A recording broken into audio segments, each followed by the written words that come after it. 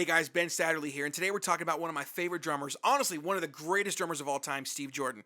More specifically, some of the chops, some of the licks that I was able to take directly from Steve from back in 2018 when me and him got to double drum at his clinic at Forks Drum Closet here in Nashville. Now, for those of you that haven't seen that video, I'll link the description below. You can click on that and watch the whole thing. I really suggest it because it's really cool. And what you'll notice during it is me a mega fan just trying to hold my crap together and not drop my sticks. And, I can't stop myself from smiling. I still can't believe it happened, to be honest with you. But what I got was a 7-minute drum lesson just about how to play musically, how to hold it down. And it was really, really cool to see. So it wasn't just a lot more chops than most people are used to seeing out of Steve, but it was also being able to see how his mind works and how he's able to kind of like take a basic idea and then expand on it. And I really, really dug it. So here are some of the lessons that I was able to take directly from Steve. So here we go. Alrighty guys, so for this very first chop, it's a jazz-inspired pattern happening between the ride and the snare drum.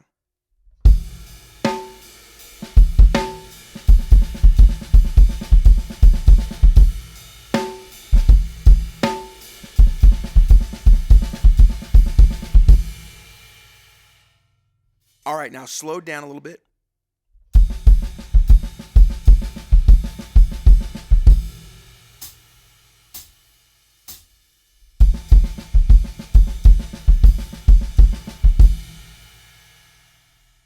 Now, with many of the chop ideas that Steve chooses to do, either it's a really simple pattern that he'll play and then that's that, or he'll take a basic idea and he'll expand upon that over the bar line. So in this specific example, that's exactly what he's doing. So rather than letting it resolve on the very next downbeat of the next bar, he plays it over a 2-bar phrase, and then I want to say he ends it on the and of 4. So it sounds a little bit more like this.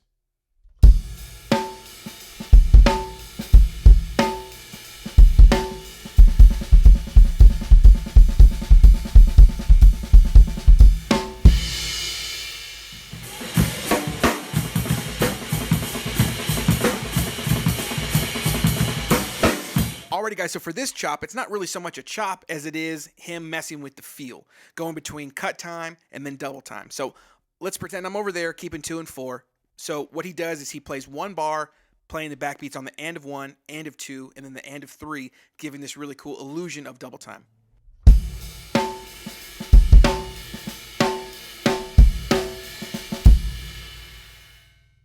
And then what he does is he circles back around to that and he does the same pattern again. But for the second bar, he goes from playing the ands to playing the quarter note downbeats on 1, 2, and 3, and then the and of 4, like this.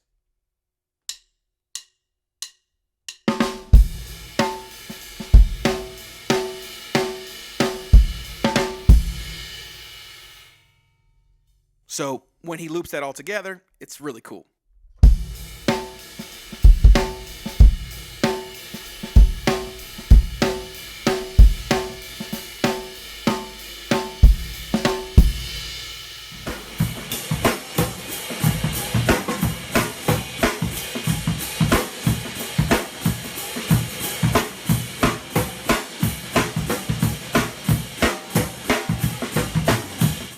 Alrighty guys, so for this chop, we're now taking some influence from the drummers from 40s, 50s, and 60s, and we're adding the toms in. So here we go.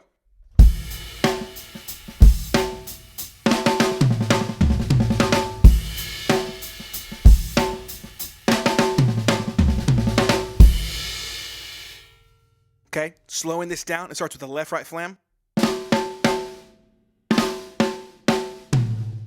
And then after that, we're just doing drags.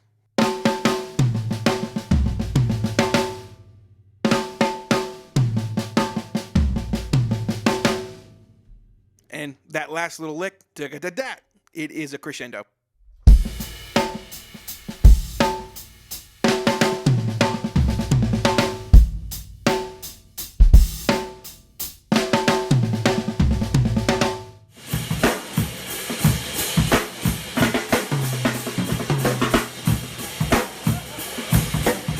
Alrighty guys, so this feels a little bit more complex than the last one. It's drag sextuplets between the toms and the snare drum.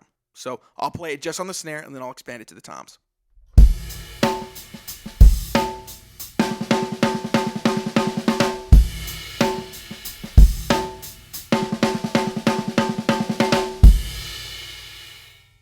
Now, Unlike all the other fills that we've done so far, this one actually starts with the rest and then begins on the floor tom. So, rest. Rest.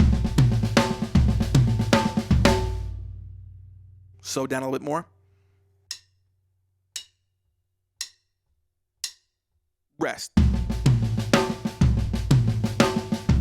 Rest. And then full speed.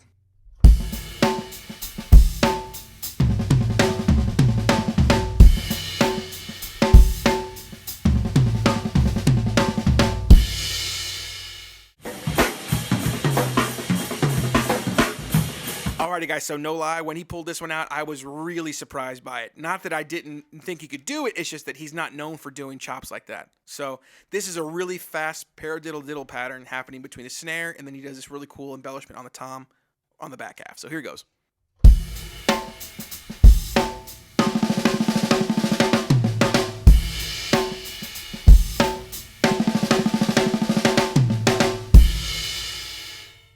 Slow down a little bit. A paradiddle-diddle is just...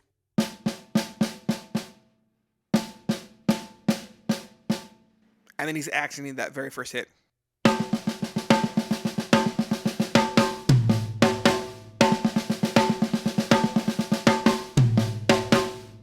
little bit slower.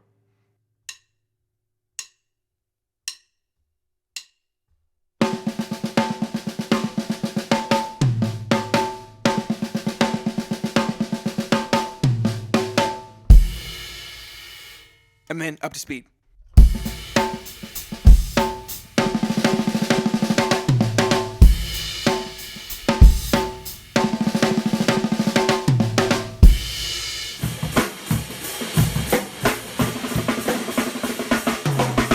Alrighty, guys, I've never heard him do Bonham triplets on a gig or a session for that matter. He's just not known for that, so I was really surprised, as big a fan as I am of his, that he pulled that out, and it was so seamless.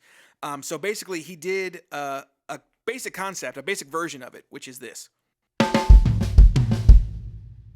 That's it. That's the chop. And all he did was he looped it over a 2-bar phrase and resolved it on the and of 4 of the second bar. So it sounded like this.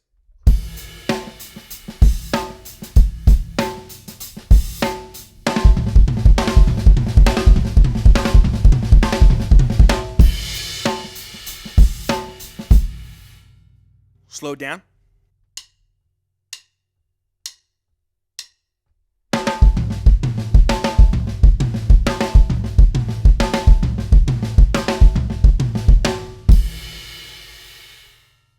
And I'll do it one more time, keeping eighth notes. Sorry. I'll do it one more time, keeping eighth notes with my hi-hat.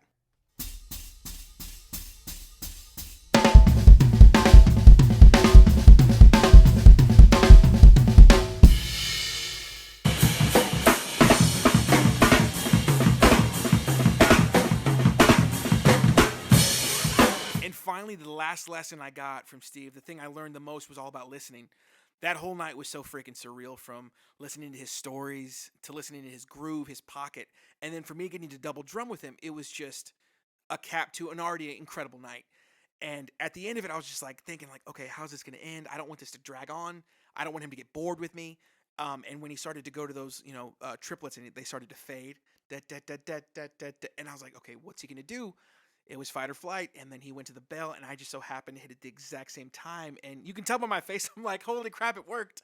And then after he hugged me, I just wanted to be like, it was a really cool moment. I had several people comment and ask me like why I didn't try to do more chops and stuff, and it's just because that was never the purpose of going to that. That was never the purpose of even getting up on stage with him. It was because I wanted to experience what so many other musicians have gotten to do, which is play with that guy. And it just so happened that I'm also a drummer, and it worked out great, right? But at the end of the night, it was so cool to like get a hug from my hero, and it was special. It really was special. But guys, I hope you got something positive out of this. And Steve, if you're watching, man, you're the greatest.